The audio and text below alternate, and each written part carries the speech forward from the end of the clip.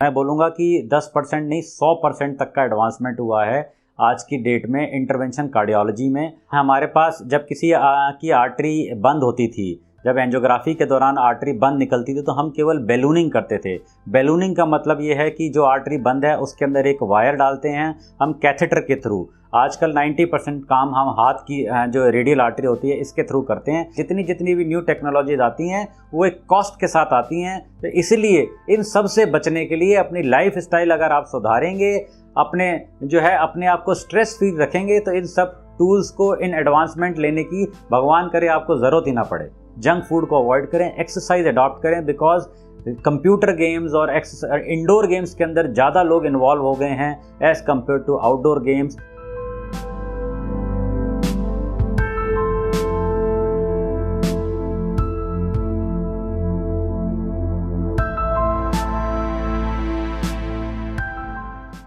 Doctor, अगर हम बात करें हार्ट से जुड़ी हुई प्रॉब्लम की और इसमें होने वाली ट्रीटमेंट या नई तकनीक की, तो क्या पहले से और अब की नई तकनीक्स में कुछ अंतर आया है? जिस तरीके से आप पहले ट्रीटमेंट करते थे, क्या वही तरीका आज भी है या अब कुछ बेहतर हो गया है? नमस्कार, मैं doctor Naveen Bhamri, director and head of cardiology, Max Super Speciality Hospital, Shalimar Bagh, Nai Delhi से। मैं आपका कुछ सवाल है कि पिछले 15 से 20 सालों के अंदर क्या टेक्नोलॉजिकली एडवांसमेंट हुआ है कार्डियोलॉजी के अंदर। तो बहुत ज़्यादा, मैं बोलूँगा कि 10% नहीं 100% तक का एडवांसमेंट हुआ है आज की डेट में इंटरवेंशन कार्डियोलॉजी में। पहले जब किसी आदमी को हम एंजियोग्राफी करते थे और तीनों आर्टरी बंद निकलती थी या लेफ़्ट मेन आर्टरी निकलती थी या मरीज को हार्ट फंक्शन पुअर होता था, तो हम कहते थे bypass is the only option left, इसके अलावा कोई ऑप्शन नहीं है। आज के ज़माने में इतना एडवांसमेंट आ गया है कि अब एंजियोप्लास्टी और बाईपास कंपैरेबल हो गया है। चाहे कितनी भी खतरनाक बीमारी हो, तीनों आर्टरी बंद हो, लेफ्ट मेन डिजीज़ हो, अगर मरीज बाईपास नहीं कराना चाहता तो एंजियोप्लास्टी के द्वारा उसका इलाज किया जा सकता है। टेक्नोलॉजी एडवांसमेंट में हमारे पास इतने टूल्स अवेलेबल हो गए हैं कि उनकी गाइडेंस के अंदर रिजल्ट्स एज कंपेयर और some time better than bypass surgery आते हैं, अगर आप स्टेंट का यूज़ करते हैं और अच्छे स्टेंट्स का यूज़ करते हैं। तो आज से 20 साल पहले हमारे पास जब किसी की आर्टरी बंद होती थी, जब एंजियोग्राफी के दौरान आर्टरी बंद निकलती थी तो हम केवल बैलूनिंग करते थे। बैलूनिंग का मतलब ये है कि जो आर्टरी बंद है उसके अंदर एक वायर डालते हैं हम कैथेटर के थ्रू। आजकल 90% काम हम हाथ की जो रेडियल आर्टरी होती है इसके थ्रू करते हैं। इसके थ्रू हम हार्ट की आर्टरी के अंदर पहुंचते हैं और जहां ब्लॉकेज होता है उसके अंदर हम वायर डाल के, और एक बैलून होता है, गुब्बारा जिसे बोलते हैं, उसका एक साइज़ होता है, उसके डिफरेंट साइज़ के बैलून आते हैं। 1 मिलीमीटर डायमीटर से लेके 4.5 millimetre up to 5 millimetre diameter तक के बैलून आते हैं। उससे हम उस ब्लॉकेज को खोलते हैं, जो ब्लॉक होता है, जो कोलेस्ट्रॉल जमा हुआ था, उसको खोलते हैं। और जब वो अच्छे से खुल जाता है तो उसके अंदर हम क्योंकि वो खुला रहे, क्योंकि गुड इमीडिएट रिजल्ट तो बहुत अच्छे आते हैं, बट वो खुला हुआ जो पार्ट है वो रिकॉइल होके वापस बंद हो जाता है। तो वो रिकॉइल ना हो, बंद ना हो, तो उसको हम बचाने के लिए आजकल हम स्टेंट डालते हैं। और स्टेंट भी वेरियस स्टेंट्स अवेलेबल हैं। पहले केवल बेयर मेटल स्टेंट आते थे, अब मेडिकेटेड जिसे बोलते हैं ड्रग इल्यूटिंग स्टेंट्स अवेलेबल हैं। और अभी कुछ पिछले 1-2 वर्षों के अंदर तो हमारे पास ऐसे स्टेंट आ गए हैं जो घुल जाते हैं, एब्जॉर्ब हो जाते हैं, एब्जॉर्बेबल स्टेंट्स। तो टेक्नोलॉजी बहुत एडवांस कर गई है। जो स्टेंट्स के डिफरेंट प्लेटफॉर्म्स अवेलेबल हो गए हैं, बहुत थिन स्टड्स के प्लेटफॉर्म अवेलेबल हो गए हैं। और स्टेंट डालने के अंदर जो पहले कठिनाइयाँ आती थी कि कहीं चूना जमा है तो वहाँ स्टेंट नहीं जा सकता। हम स्टेंट क्या, केवल एंजियोग्राफी एक तरीका है जिससे हम ये जानें कि हमारी आर्टरी सिग्निफिकेंटली बंद है, तो ऐसा नहीं है। अब अगर आपको कोई डॉक्टर बोलता है कि आपकी 90% ब्लॉकेज है और इसमें स्टेंट डालना है, तो और भी अदर तरीके हैं जिससे हम जान सकते हैं। जैसे कि आजकल फिजियोलॉजिकल इमेजिंग जिसे बोलते हैं, हम फिजियोलॉजिकल टेस्टिंग, फंक्शनल टेस्टिंग जिसे बोलते हैं, FFR, हम प्रेशर मेजरमेंट कर सकते हैं आर्टरी के ऊपर और आर्टरी के नीचे, कहीं प्रेशर डिफरेंस तो नहीं आ रहा। अगर प्रेशर डिफरेंस कम है तो स्टेंट डालने की ज़रूरत नहीं है, केवल दवाइयों से भी इलाज किया जा सकता है। आजकल हम आर्टरी के अंदर कैमरा डाल के देख सकते हैं, जिसे बोलते हैं ऑप्टिकल कोहेरेंस टोमोग्राफी। OCT जो होता है वो हम आर्टरी के अंदर घुस के अंदर से आर्टरी को देख लेते हैं। इंट्रावास्कुलर अल्ट्रासाउंड इमेजिंग आ गई हैं।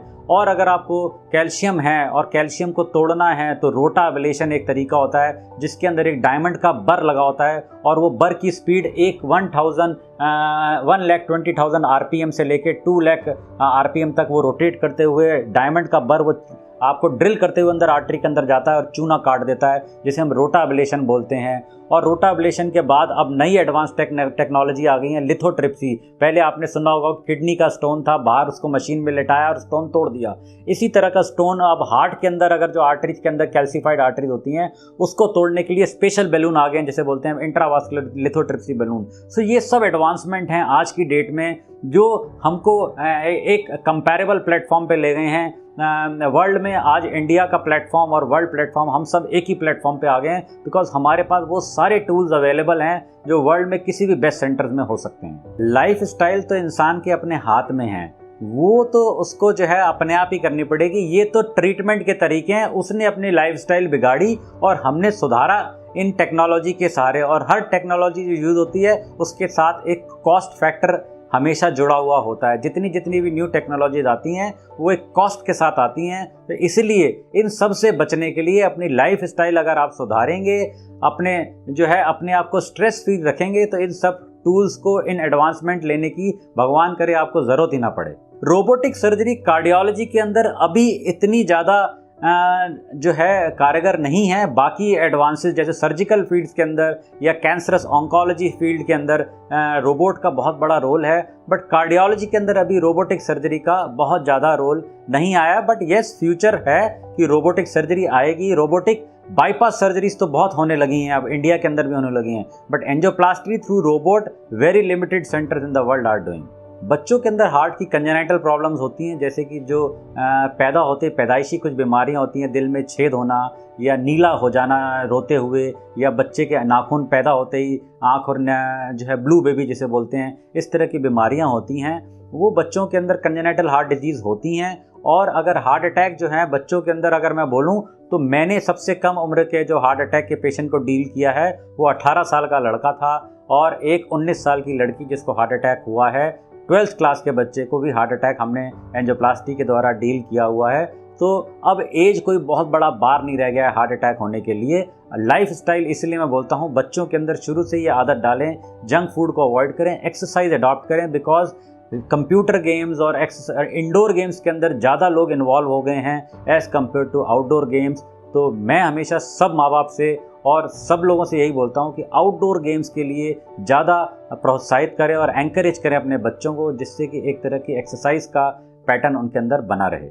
Life style adaptation, life style जो है, बिकॉज हार्ट डिजीज़ और हाइपरटेंशन ये एक लाइफ स्टाइल डिसऑर्डर है जो आपके हाथ में है। अगर आप अपने आप को इस बीमारी से बचाना चाहते हैं तो अपने रिस्क फैक्टर्स को कंट्रोल करें, अपने ब्लड प्रेशर, डायबिटीज़ को कंट्रोल करें, स्मोकिंग से बचें, इवन सेकेंड हैंड स्मोक से बचें, पॉल्यूशन से बचें, अपना कोविड जो है, अपना जो प्रोटोकॉल्स हैं उनको फॉलो करें, क्योंकि वो भी एक कंट्रीब्यूटर बन गया है हार्ट डिजीज़ होने के लिए। तो मेरा आप लोगों से सबसे अनुरोध है, अपने लाइफ स्टाइल्स को सुधारें, जिससे कि आपको कार्डियोलॉजिस्ट के पास जाने की या अपने न्यूरोलॉजिस्ट के पास जाने से बचें, किसी हार्ट अटैक या ब्रेन अटैक, बिकॉज ये दोनों ही लाइफ स्टाइल डिसऑर्डर हैं। लाइफ स्टाइल को चेंज कर लेंगे तो इन सब बीमारियों से आप बचे रहेंगे। अगर आपको अपनी हेल्थ से संबंधित कोई भी किसी तरह की जानकारी लेनी है तो आपने फोकस चैनल का बॉडी क्लॉक प्रोग्राम के ऊपर आप क्वेश्चन भेज सकते हैं और इसके ऊपर अपनी क्वेरी भेज के अपने आंसर ले सकते हैं। धन्यवाद। डॉक्टर साहब, आज आपने हमें बहुत सारे क्वेश्चंस के जवाब दिए और बहुत अच्छी जानकारी दी। हम उम्मीद करते हैं कि हमारे इस प्रोग्राम से हमारे श्रोताओं को बहुत फ़ायदा होगा। हमसे मिलने के लिए, हमसे बातचीत करने के लिए आपका बहुत बहुत धन्यवाद।